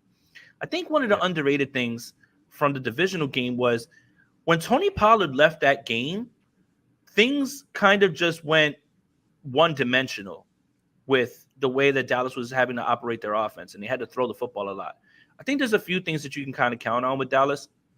Is if you put pressure on Dak, Dak's going to make one of those throws where you have like you have no idea what he was looking at, right? Because he was giving away points. I think he had an interception in the red zone. He had an interception on the other side of the field with Diamador Lenore that turned into a field goal. All of those things are definitely true. But if you're not finishing and you're not generating pressure in that same way, it feels like a game where you're gonna have to be able to cover on the back end. I know Gallup is kind of rounding into shape. He's actually been a little bit better. I think the biggest issue is because the Cowboys haven't played in many competitive games, we still don't know exactly what the offense is, right? Against the Giants, I feel like their offense wasn't even on the field because they're taking back kick returns and fumble recoveries for touchdowns. And by that time, they're running their third string running back. Game's over. Same thing with the New York Jets, right? Like they didn't really have to be on the field for that much. You know, you got Zach Wilson not sustaining any drives. You're able to just go ahead and then the same thing this past week against New England. You know, Mac is throwing interceptions. They get them pulled in the third quarter. That game's over, right?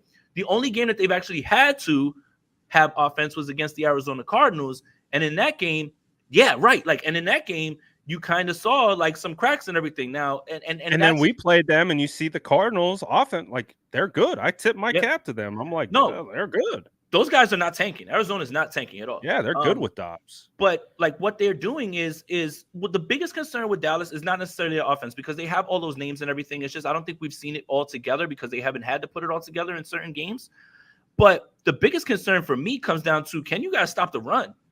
Because if Arizona is gashing you with Connor and Rondell Moore and being able to do those things, that's going to be your biggest concern. Like if they're punching you in the face and you're not able to stop them, you're going to have a tough time. I think this is going to boil down to the simplest way to put it and the most fun way, and the way that kind of absolves me from like doing like real analysis of what they have, because there's just not enough on their offense. I'm telling you, they don't play in competitive enough games to see their offense function. Like it just hasn't been happening. That's a good point. But it's gonna Dan Quinn against Kyle.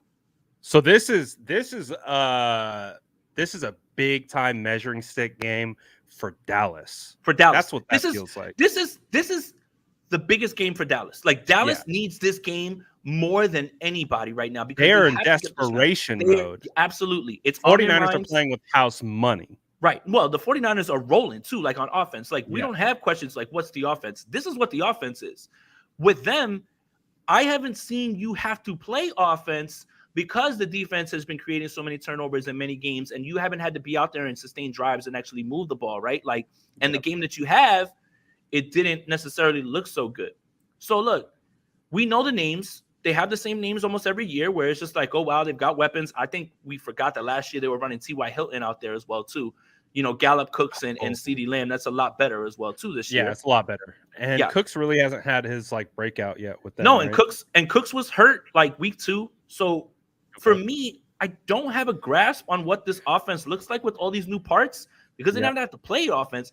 But what I do know is your defense, when you're not playing a turnover-worthy team and a team that's just, like, in shambles and not doing things right, is if you can run the ball on them, that's just going to set everything up for the 49ers and it's going to put the defensive line for Dallas in hell because you're going to be able to hold them with quicker throws and play action and all those things and be able to get out of those things. So it's hard to get a gauge on what Dallas is because they just haven't put too much on film this year.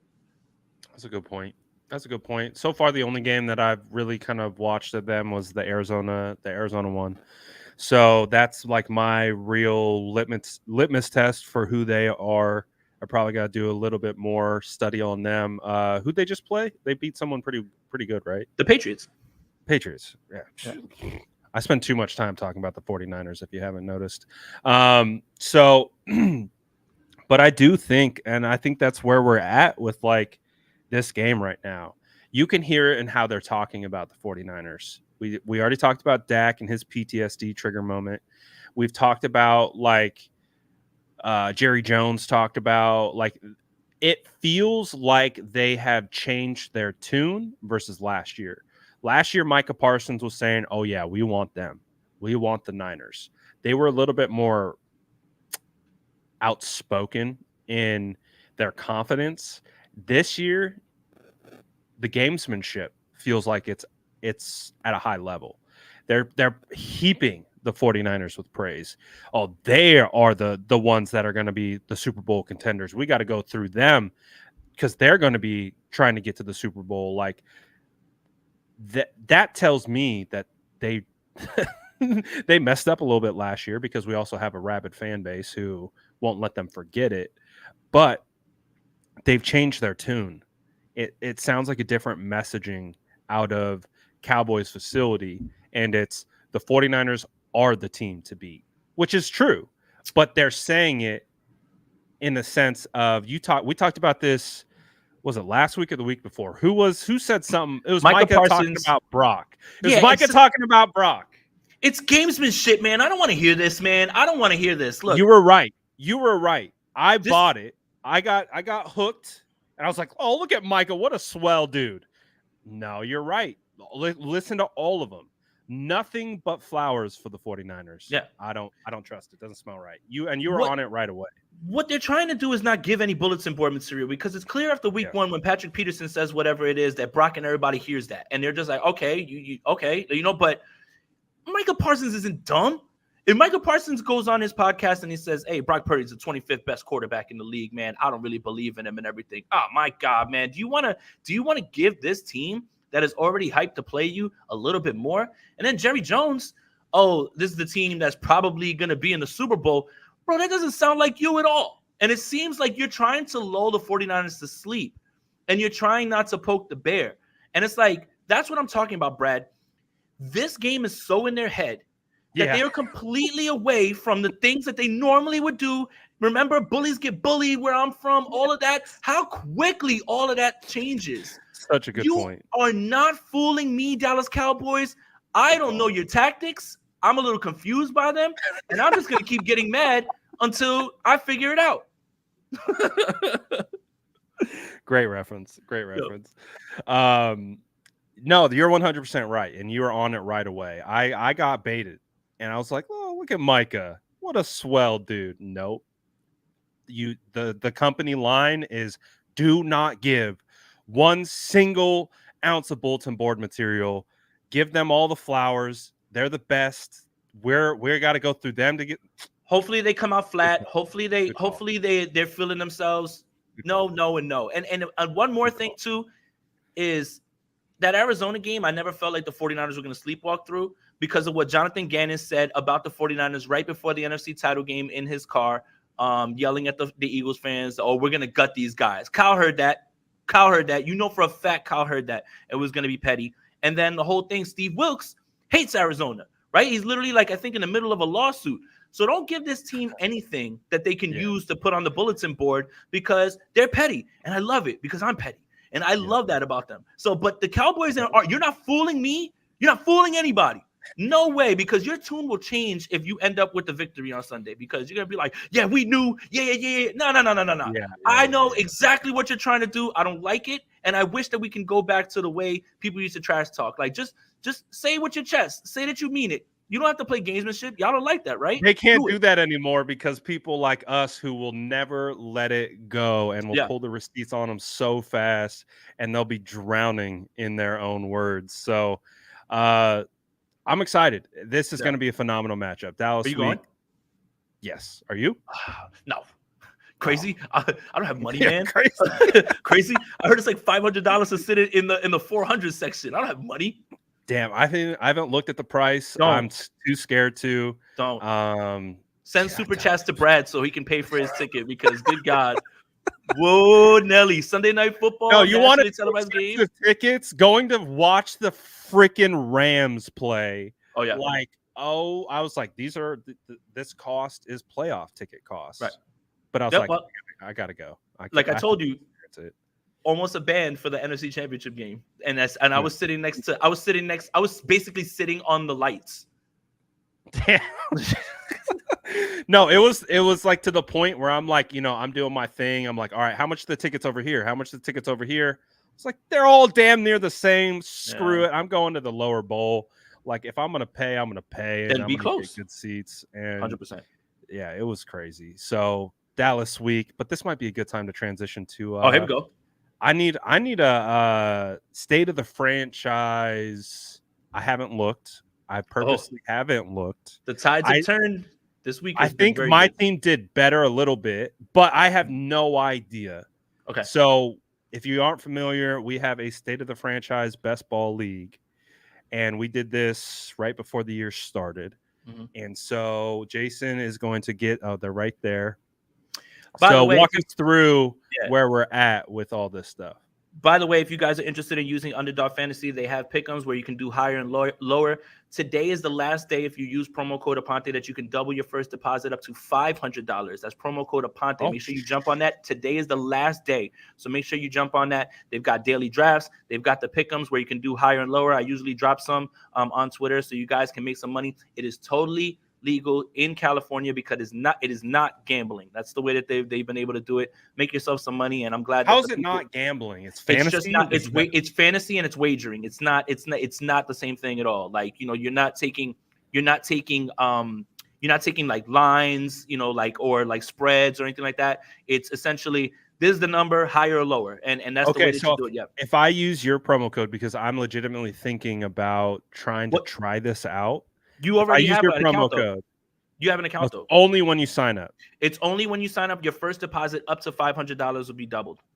Got it. So make sure if you guys haven't signed up on Underdog yet, it makes sense to put more in on your initial sign up because they will double, and that won't happen again. So that's where I made my mistake. Right. I didn't put enough in.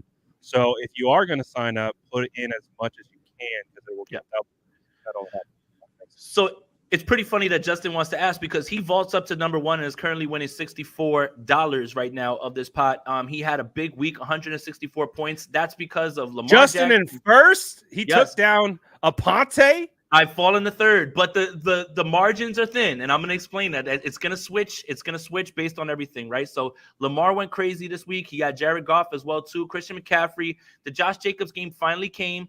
Kyron Williams went crazy again this week, so he's had off to a really good start. Kyron is looking like a steal. The Adam Thielen pick has been something that I just continue to fade because I'm just like, he's old. I don't want any shares of him. My God, is he just getting peppered with the ball? I mean, if he ever gets anything from Darren Waller, Freiermuth, or Okonkwo, he's sitting pretty, right? Shout out to Matthew McHost, Niner fan 408. Josh Allen is playing out of his mind, and that's where you're getting your points from right now. James Cook I think he's the third leading rusher in football. Raheem Mostert continues to produce, not this week, but James Conner's been very good. Amon-Ra, and I think he got a Michael Wilson game, and that's a great pick. Tank Dell has been very good for him, and Tyler Higbee has done that as well. I fell to third this week with only 108 points. Daniel Jones, nothing. I had to take Ryan Tannehill's points. Kirk didn't really do too much this week either. Madison, Stevenson, A-Chain has been a godsend. Like he may be the one who like vaults me back up. But right now, CeeDee Lamb, Keenan Allen, those are good, but they have the week off. I'm gonna be fighting for my life this week with Evan Engram, who's probably leading for me as well too. Bye weeks that just hit. I thought my team did better. I guess not.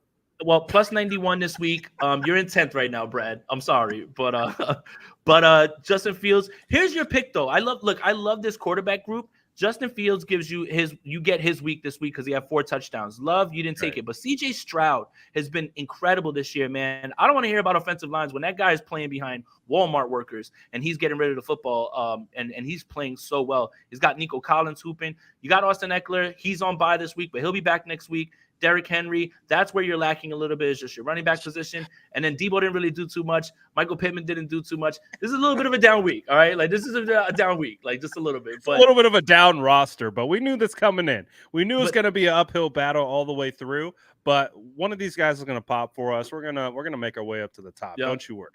Yep. Probably so, not. Yeah, again, guys, today is your last day to use promo code Aponte to double your first deposit up to $500. That's APONTE. That's how you get the actual bonus. And like I said, you can wager on Lamar Jackson's over under. I mean, higher, lower on his passing yards, or is he going to have one touchdown run? All of those things. It's for every single game. I'll probably throw some picks out there on Thursday. You can make some money on Underdog, man. Like, there's a lot of people who put in $5. You put in 5 bets, and you walk away with like $400. So make it happen. Is there a way to do one of like those crazy parlay things where you like find something for $5, but it's connected to like 7 different things, and if you hit all 7, so what you do is crazy amount. What you do is you do 5, right? And 5 multiplies whatever you're putting by 20. But here's the thing about Underdog as well too, is they give you a free square every single Sunday, one free one. And this week the free one was Mahomes over half a yard. So that's it. All you have to do is put higher. He's gonna get 1 yard. It's gonna happen. There, you've got your first one, and then you build out the rest of your picks that way, so you can double your money. So, like for instance, the week before it was like Jared Goff was half a yard. And it's always something that is just like a free square that you need to use. So you guys can be making some money over there in Cali as well too, or anywhere else where it's accepted. So check out Underdog Fantasy, promo code Aponte. Yeah, I might try that. I might try to dabble. I'm getting. I would rather. You're trying to pay for tickets. Yeah, I need to figure out a way to monetize the sports game that we're in. But to the question Justin has, CMC going to keep it going against Dallas. Definitely scoring a touchdown in this game. I think you saw it last year in the divisional game. I have a video coming out where I revisit that because I was able to finally figure out some of the concepts, why it worked, why it didn't. So some of that's going to have to do with CMC. So make sure you look out for that tomorrow. I'm probably not going live, but I'll probably drop that film video tomorrow on the channel. So Justin and everybody else who's subscribed to the channel, look out for that. Should be a lot of fun while I narrate through the play. And like I was saying earlier, this is the progression. I was able to identify it for these plays. So I feel a lot better about talking about it. Absolutely. So, man, I thought we were going to be able to get through this one Never. shorter. Dude, Never. We've been on a roll this season with long lives. Something about talking to Jason Aponte can keep me on this thing forever. I always appreciate talking football with you because you have great insight. We always have to do 2 games though. That's the thing. It's like our show is always about like closing the book on Sunday and then getting ready because that's very true. I mean, for me, Dallas week was like right after the Arizona. I know we still spent like 50 minutes talking about AZ. We still had to talk about it, yeah. Of course. But always a great episode. Whoever did the thumbnail needs a raise. It's mine that he's talking about. Where is it? Is this a Kyle special? Oh, it's Kyle Breikwitz, who is always hooking me up with the thumbnails. It's so good. It's like literally the best. I asked him for a specific one for Dallas because I use a regular one, but this one is like elite. It's so good. All right, I'm gonna look it up. No. I'm gonna text it to you right now. Hold on. Text it to me. I'm gonna text it to you right now because it's so elite. It's so good, and he said he made it in like 5 minutes, and it's just so good. I sent it.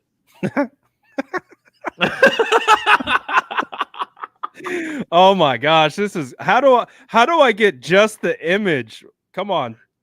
Unlock. Hold on. Let me put I think I can share it on the screen too. Let me try that real quick. If you can't, let me see. Yeah, no, I gotta share it on the screen. You gotta see it better than that. Oh my goodness. This is fantastic. Hold on. Window. Let's see. My drive. Nope. Oh, this one right here. Yep. Share. Please work. Is it working? No. I don't think anybody sees it. Oh, it does. Oh, wait. Yeah.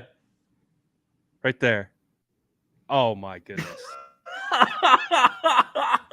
Oh, we got a Ponte in the background. Yeah. And you know what that's you know what that's from? That's from that video of that guy in the behind the mountains just screaming like that song or whatever. Yeah, like and Kyle put my face on it. Dude, just Kyle's the best, man. Shout out to him. And then of course Brad as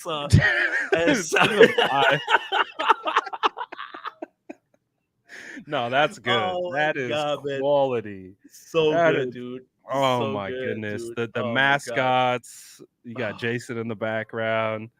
Oh Oh, my goodness. oh, man. That's good. Shout out Kyle. He deserves a lot of credit So for that. good, That's a man. good one. So good.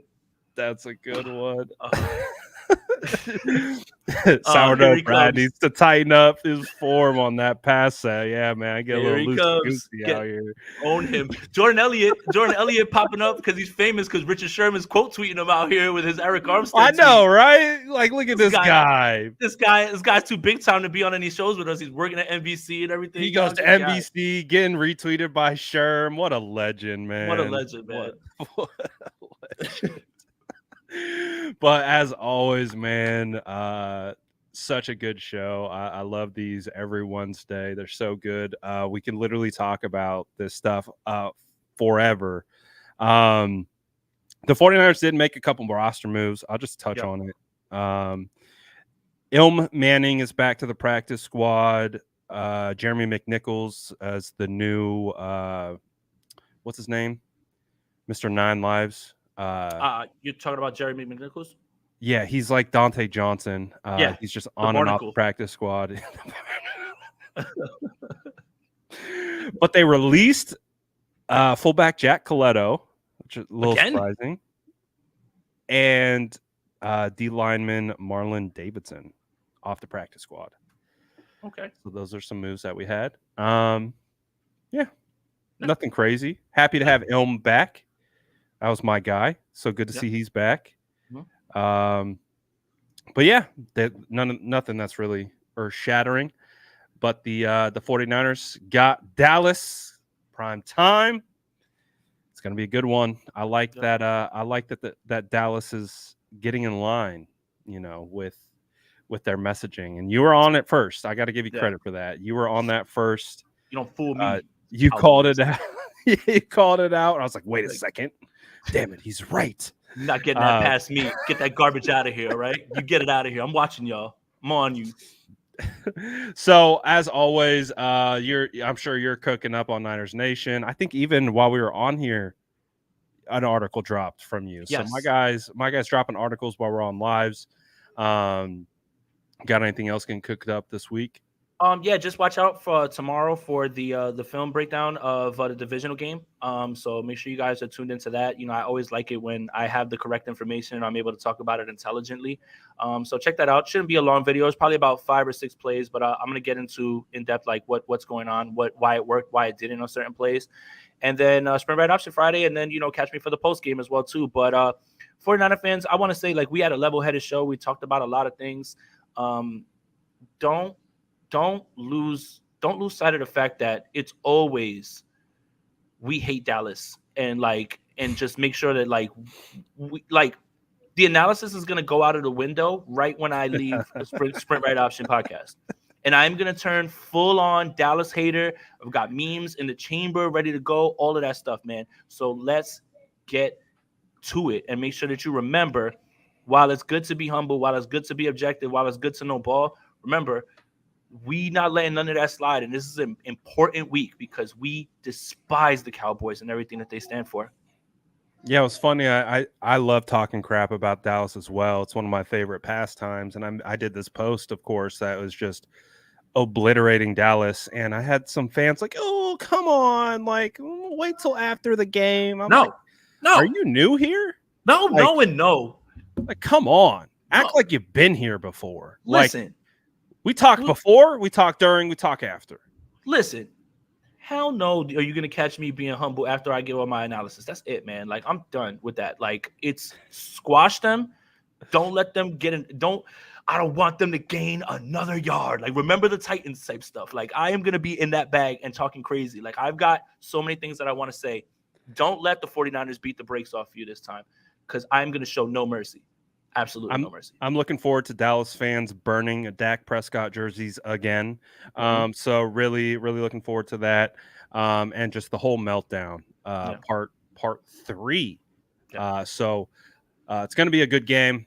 Nonetheless, prime time, bright lights. Looking forward to it, man. Yeah, man. So we'll be back next Wednesday to, of course, talk about this game, preview the next.